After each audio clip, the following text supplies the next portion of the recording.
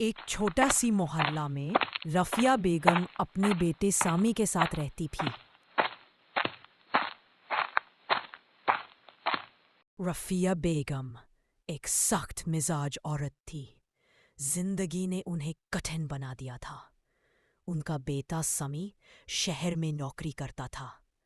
ایک دن اس نے گھر آ کر کہا، امی، میں نے نکاح کر لیا ہے، اس کا نام ہنا ہے۔ رفیہ بیگم کے ہوش اڑ گئے۔ بنا بتائے نکاح کر لیا؟ کس سے؟ سمی نے چپ چاپ کہا، امی، وہ اناتھ لڑکی ہے لیکن دل کی بہت اچھی ہے۔ رفیہ کے دل میں جلن سی اٹھتی ہے۔ اناتھ مطلب سنسکار کہاں سے سیکھے گی؟ پھر بھی بیٹا کی خوشی کے لیے ہنا کو گھر لے آئی۔ ہنا معصوم اور شریف لڑکی تھی۔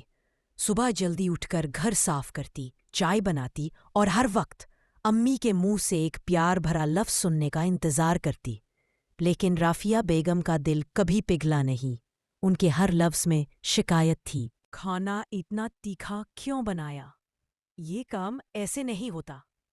ہنا چھپ رہتی، آنسو پونچھ لیتی۔ سامی کے جانے کے بعد گھر میں صرف سناٹا اور تنہائی رہتی۔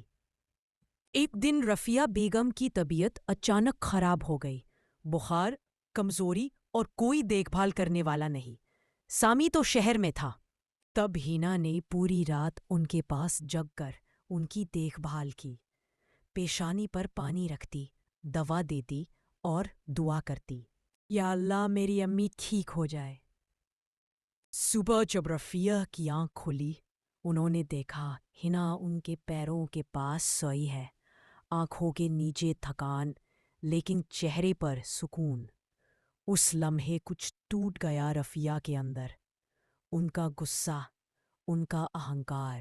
2 دن بعد رفیہ بیگم نے پہلی بار کہا، بیٹا ہینا، مجھے پانی پلا دو۔ ہینا مسکرائی۔ اس کے لیے یہ سب سے بڑا انعام تھا۔ دھیرے دھیرے ان کے بیچ ایک ماں بیٹی جیسا رشتہ بن گیا۔ اب رفیہ ہر مہمان سے کہتی، میری بہو نہیں، میری بیٹی ہے یہ۔ سامی جب واپس آیا اور یہ سب دیکھا تو اس کی آنکھوں میں آنسو آ گئے۔ وہ کہتا ہے، ماں، آپ دونوں میری دعا کا سب سے خوبصورت جواب ہو۔ دعا کبھی ضائع نہیں جاتی۔